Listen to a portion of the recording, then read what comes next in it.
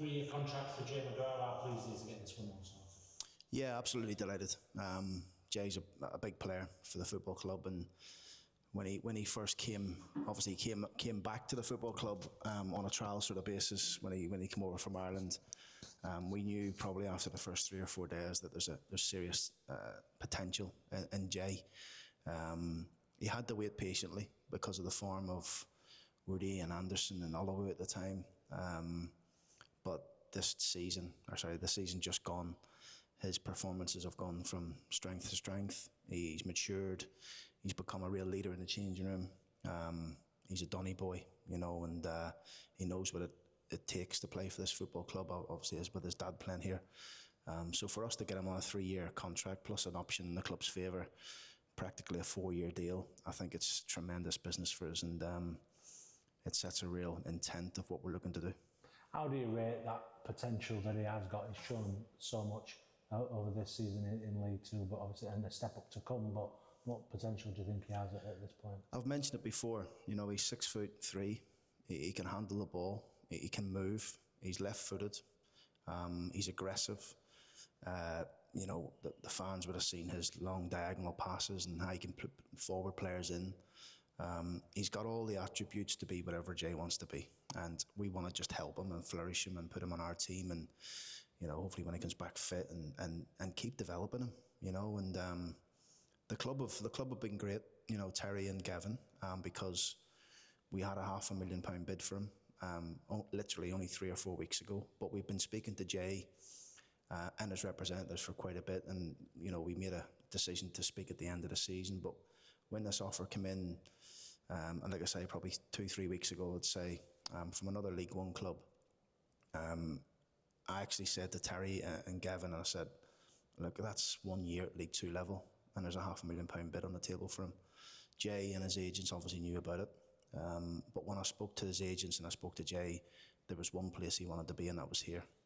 So, pleased that we've managed to get a new deal in place for him, because, like I say, not that we want to be a selling club, but a left-footed centre-half with the profile of Jay is only going to get better and better.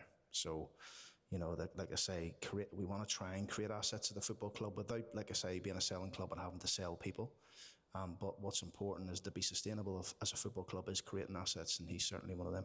And moves like this and the backing that you've had from Terry and Gavin to not only reject that deal, but then that offer, and then come back with this deal and tie him down, that's building assets as well, isn't it? So you've got somebody who's got an awful lot of potential, but you can make the right moves to ensure that you maximise that value. Absolutely, and I mean, look, it wouldn't have mattered, and I said to Jay and his agent, it wouldn't have mattered if it was 700, 800, a million, £1.5 million. At this point, we weren't selling Jay, and he still had 2 years left on his contract.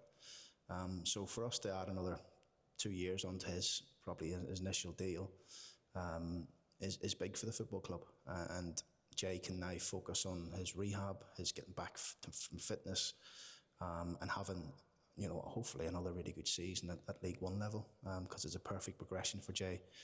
I thought he whatever was thrown his way last year in League Two, he came up trumps with. He's going to have different tests in League One. Obviously, the higher you go, the better the players you play against. So I'm sure he's flourished. I'm looking forward to it, and I'm sure he'll flourish in that. He's shown his abilities against some top-class forwards as well, though, in that game against Everton in particular. Very good. Yeah, like I say before, he's got all the attributes to be a very, very successful career. And we just want to keep polishing the diamond, keep moving him forward, hopefully while he's playing well for us, and we're winning games. But he's, like I say, a young boy. He's 22 years of age. He's got every capability you need to be a top centre-back, and we're pleased he's committed to us. How pleased are you with the progress that he made, with that run of games last season?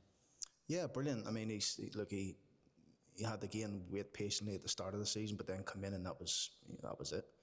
Formed a really good partnership with Joe.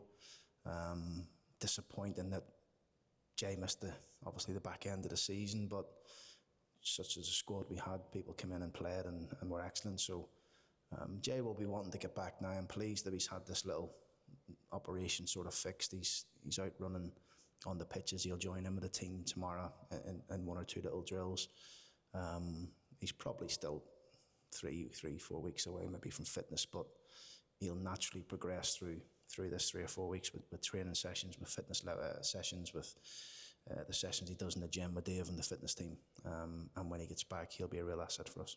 You mentioned the partnership he had last season. It will be an all-new partnership for him this season when he's in the team, but a real challenge for him laid down as well to get his place in the team and keep it as well, because you brought in some very good players. Yeah, I'm really pleased with the centre-backs we have.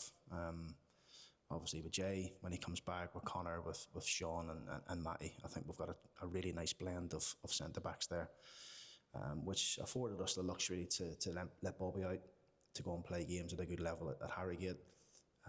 At some point we'll look somewhere for young Casper to go out and play some football as well, to continue his development. Obviously Will Flint's been filling in there while Jay's been injured, but Will's more of a midfield player. But I'm really pleased. The options that we have at centre-back is really, really strong and competitive. They know that I play with 2.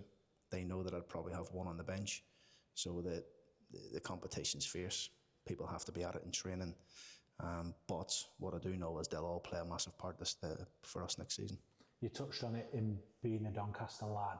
How much of a difference can that make, having somebody in the changing room who knows all about the place that you play in, knows everything about the type of people? What can that do for everyone? That's everything. I mean, we've seen it at when we, the back end of last season when we won the league, and you can see how much it meant to Jay, and not only in and around town, but just when you see it in his face, you see the delight of winning something for your hometown club, winning something for a club that your dad played for many years ago. Jay started here as a boy, and obviously left, but then he's come back with like a proper man now, switched on, clued in, turning into definitely a leader. A couple of times last year I handed the armband to him in game, and he's certainly got the potential to be that sort of leader in our change room in years to come. We touched about the importance of assets and things like that, but how pleasing is it for you as a manager that you've had that backing from Terry, from Gavin, to be able to do something like this and really build something? Yeah, it's huge. I mean, because it could have been very easy for Gavin and Terry to go, look, if they come back with X, Y, and Z, we may have to sell them. That was never the case. When I spoke to him about the offer, right away, Gavin was like, "What do you want to do?" Terry's asked me, "What do you want to do?"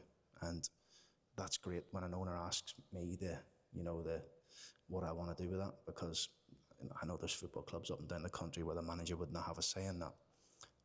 So my obviously answer to Gavin and Terry was, I had a conversation with all the staff in the football club at the start of last season, and I spoke about creating assets for the football club and trying to make the club sustainable, which we are, and we can be better, of course. But this offer that come in for Jay was just proof of what I was speaking about, that one good year at League One level, 35 games, I think he played something around those lines, and an offer like that comes in for a 22-year-old boy, with add-ons and sell-ons in the future. So the deal could have looked a lot better than that. But we were adamant, Terry was adamant, I was adamant, and they backed me. And that's all you can ask for as a manager. No doubt, in time, hopefully we move through the leagues first, but in time Jay will go for millions. There's no doubt about it. I've worked with a centre-back at Hull in Jacob Greaves, who I brought through the academy, who ended up going for around about 15-20 million to Ipswich. So Jay's got all that ahead of him, but at this moment in time, his focus is on us having a really good season next year, getting his fitness back and continue his development.